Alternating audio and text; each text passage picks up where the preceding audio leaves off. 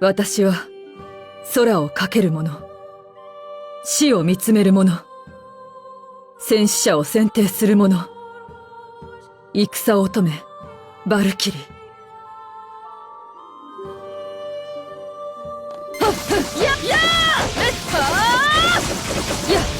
もらった。いや、そこだ。とどめだ。その身に刻め。真偽ニーベルン・バレスティ。バルキリー・アナトミア。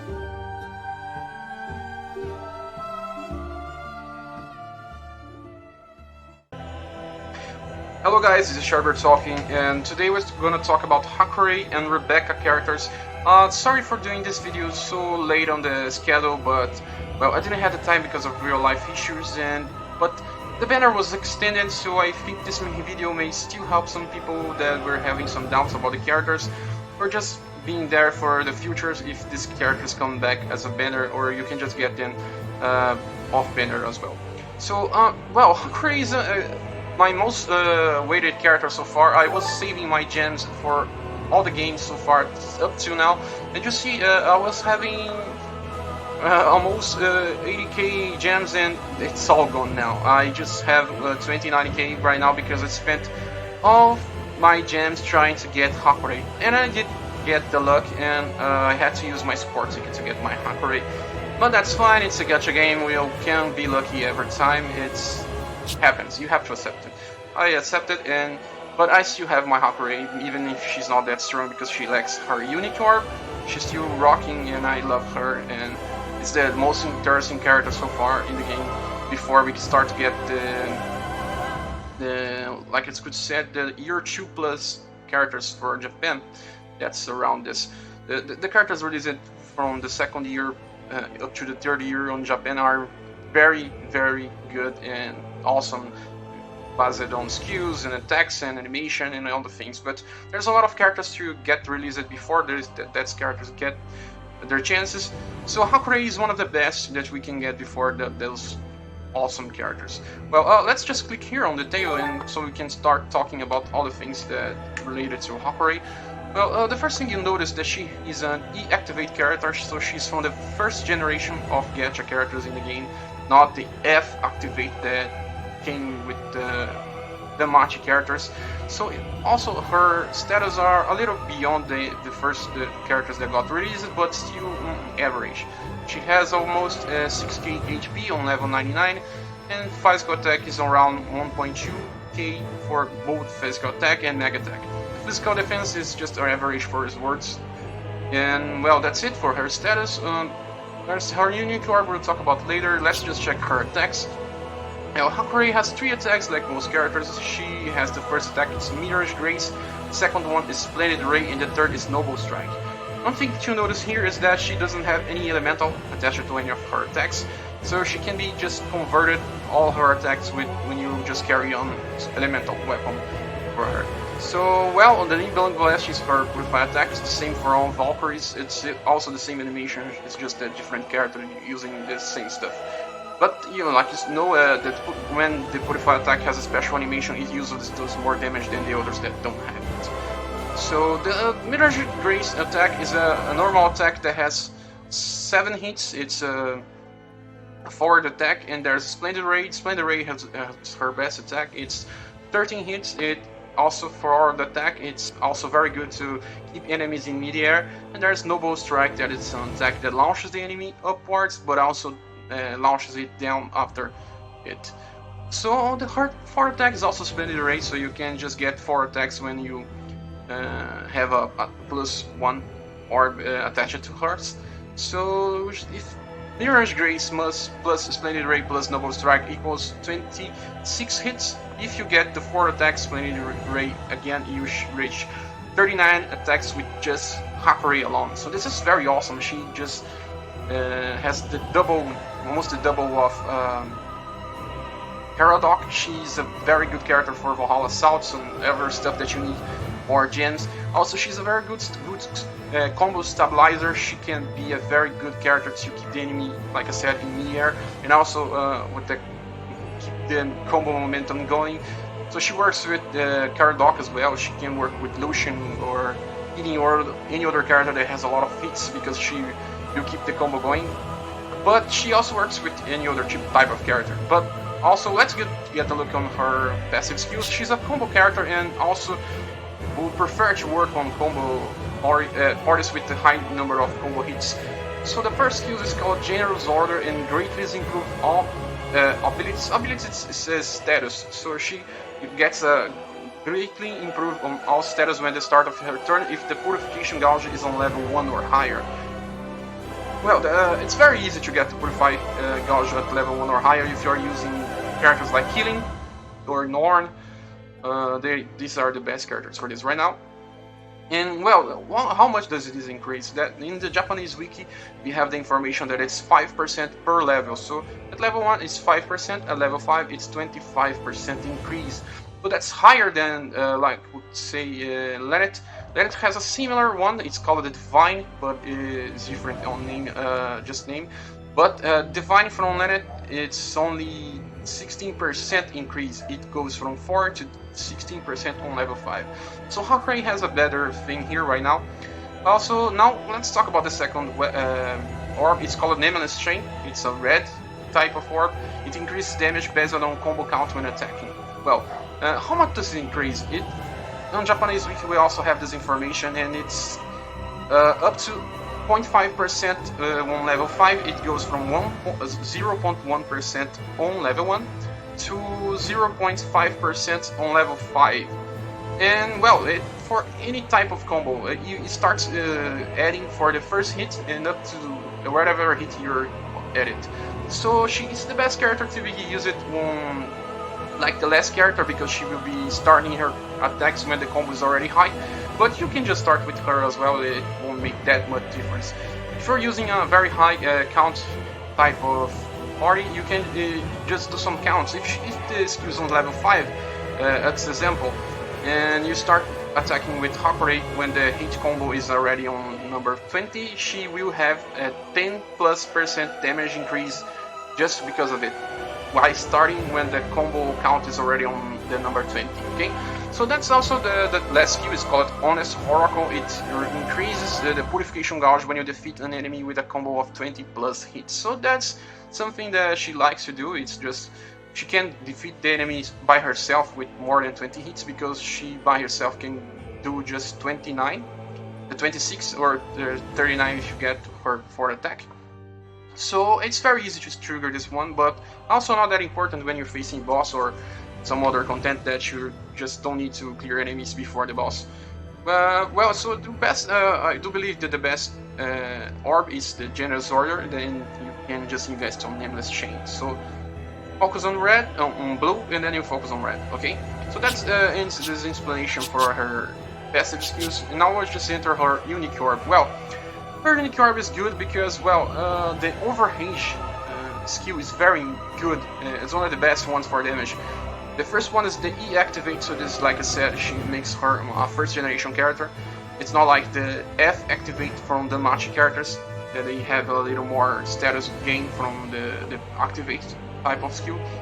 So she only gets 1k attack and nag and 500 defense and might on the start of her turns. You see, it's just the same value on every turn. It's not on the start of each turn. But overrange is on the start of each turn, so this says it's stackable. You can just get more and more as the turn goes on. The value should be maxed on the 4th turn, and it says it greatly increases attack and nag on the start of each of your turn. So it's probably better than the common range. Some people are saying that this gets to the max of 60% the attack increase. It's a lot. I can say that's a lot of increase. And well, this makes her a good character for long fights. And you just will prefer to use her active skills on the 4th turn onwards, okay? But you need her unique orb. The unique orb is good, very good, but just makes her best on long fights. On the 1st turn, she won't be that much better with just the orb, her unique orb. So this makes her best on long fights, okay? Her unique orb is good, but it's not as important as Rebecca, but we'll get to Rebecca later. Okay, we just talk about hits, but there's also another thing. Her parry skill is Omni, and Omni is considered the best damage type part of skills, so this makes her even more valuable. Okay, now let's get a look on Rebecca, well, Rebecca, it's a little different. That is a problem with Rebecca. That's the problem with most bow users. That the problem being that they don't know what they are. They don't know what their focus is. And you see the status of Rebecca. There's nothing that stands out. Her HP is a little lower than Hakurei. It's around 15% lower. Her physical attack in mag, it's around average. The physical defense and mag defense is average as well. It's nothing stands out. So she's from the Holy element. Hakurei is a non-element character. When, well, she being Holy elemental, she will be best used when facing enemies weak to Holy. And there's another thing here. You see she doesn't have anything that stands out, and when you see her attack combination, you just get a little more sad. Well, she has 3 attacks. It's Forest Fang, it's a physical attack. The second one is Shining Ring, it's a mag attack. It's from the Holy element. This second attack is 3 hits, the first one is 1, and the third one is Wild Wrench. Wild Wrench is just 1 hit as well, but Wild Wrench is an attack that launches the enemy upwards. It will be launched on below the character or around his legs. But, well, it's the most damaging of her attacks. It's not the elemental one, it's her thing to be... Most characters, the damaging attacks are mostly the ones that have the element imbued to it. But, well, this is another problem. You see Shining Ring is very strong, is almost so strong as Wild Range, and it's mega attack. The Wild Range is not as strong as a little stronger than Shining Ring, but it's physical attack. So you see she needs to keep swapping her status. It's physical, mega, and physical, and then if you get the 4 attack, it's mega again. That's a problem because she don't know what she's focused. It's the problem with the class. It's not even her problem. But in the future there will be some bow users that will just have mega attacks. And also, Nachi is a little different than hers because the only strong attack from Nachi is the magical, and everything that's related to Nachi is more focused on magical attacks. You see, also her purified attacks is physical. You see, she seems a little more inclined to physical, even though Shining Rain, the elemental attack, is based on magic. Okay, let's talk about her character skills. She has the Green Greaves passive. It's from the Yellow Orb. It says that increases effectiveness of action skills that recover HP. Well, it's the same as Freya, and well, for people with Shuruk staff, you don't really need this because the maxed Shuruk staff will heal just enough that you need, and you don't need more effectiveness for it. There's also the Forest Protection. This is her second skill. It's called it reduces damage taken from fire, holy, and dark, but it only is for her, so she won't be receiving less damage from this element. But also, well, this while not working all the time because it's just the 3 elements, you can just use her to survive some nukes like the dragon that has the Corona attack, and you can just bring her and not fear other characters that also reduce damage based on elemental. It's a little defensive, it's not always useful, that's why I don't like this. Well, then we have the Hunter Focus. It's the Green Orb skill. It improves critical hit rate and increases critical hit damage. So it's very focused on critical damage. You just have more chances to critical hit and more critical hit damage. Well, there's one good thing about Rebecca, it's that her critical hit rate is already high with the base. I tested her without raising the Hunter Focus, and she was just performing a lot of critical hits without any need of raising this thing here. Just raising this makes it even better. But like I said, she only has 5 hits. The damage she does is more important for the second and third one. And well, let's just give a look on the other stuff here. Let's give a look on the unique orb. It's called Orb of the Forest Daughter. And well, she's very reliant on having this orb to perform weather. She has the E-activate like Hakurei. She's a first generation character, and she gets 1k from attack and mag and 500 from defense and mag defense. And that's the Wood's Blessing, that's her unique skill. It greatly increases attack and critical hits recover HP. Well, this is interesting because it's similar to the unique orb from well, I'm just forgetting here. Let me get to Alicia. Yes, Alicia has a very similar unique orb. She also gets more healing from her attacks when she performs critical hits. But, well, Rebecca needs her unique orb to get more attack. She doesn't have anything related to getting more attack on her passives, you can see that the first and the second one are defensive ones. The third one only increases rage for critical hits and damage, but it doesn't increase attack. So she's below average by being a bow user. She doesn't have a focus on it, and also she needs her unique orb to increase her attack. Attack is important to increase when you have critical hit damage plus, because the base is always your attack. If your attack is low, your critical hits don't need, even if the multiplier is higher, the damage will still be low. You see Wood's Blessing greatly increases the attack, but it's just for, it's always active. It's not like Rage that keeps getting plus and plus damage. So, well, that's it. She has a good chance of getting critical hits, but she only has 5 attacks, 5 hits and 3 attacks, and the chances to heal and the base healing is not that high, and that's her problem. Okay, that's close Rebecca. She also has the easygoing party skill. The easygoing party skill raises the critical hit chance. She's a critical hit type of character. It's usually this thing that we get when the character is focused on critical. The easygoing is a good passive skill for the future, because there will be better characters to do critical hits and heal. But Rebecca by herself won't do much difference for you. Okay, so like I said, Hominy is even better when you're using Hakurei and for the future, because Hominy is the best offensively oriented party skill. Okay, and now I just want to say, I want to test these characters so you can check their damage. I will just go to the first stage on Valkyrie Awakening, click on next here, and show you guys how much is the base damage of these characters. Besides having different values for an attack, all characters have different values for multipliers. At this time I have these 2 characters so I can test better and show everyone how much damage they do. For the first time I will just start with Rebecca. I have her equipped and she has around 4k attack. So let's just test her against the first enemy of the game and see how much damage she does. So we can just see how much multiplier she has for normal attacks. Okay, this is the first enemy of the game. What's important doing on the first enemy?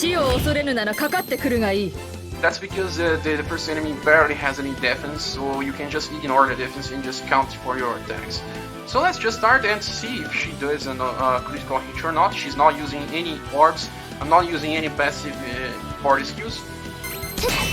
So the first attack, the second attack, and the third attack. You see, 33k damage. She has a base of 4k attacks, so this says that she has a little over 8 times multiplier attack for her status. Okay, let's just retire here, and now we can just test Hakurei. One more thing about Rebecca is that her multipliers are actually very nice. It's a little better than most characters. Some characters have the multipliers around 5 times instead of 8 times the attack. So, well, this was Rebecca, and let's just remove her equipment and get the Hakurei equipment on. You see, I always prefer to get rounded numbers for better calculations. You see, she just got 5k attack here using this bow as a sub-weapon. She doesn't have any orb equipped. I don't have any party skills, so I can just test the base value for her attacks. Okay, let's just go to story mode. Main story and start with the first stage again, like we just did with Rebecca.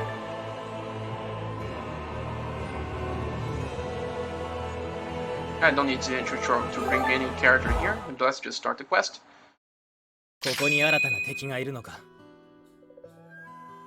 Okay, let's go against the first enemy again. Now we just have to start attack with Hakurei and hope that she doesn't hit any critical hits, so we can see the best value of her attacks.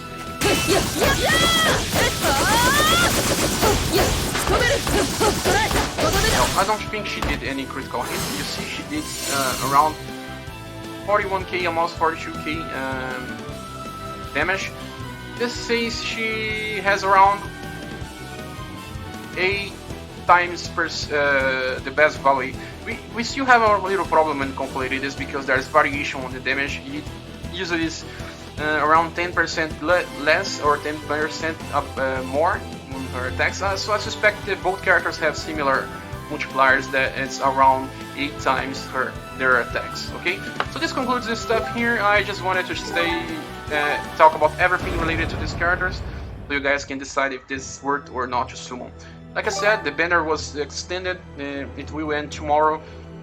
I do believe Hakurei is the best character so far after Arngreen and Killing. That's my squad right now. It's Hakurei, Killing, and Arngreen.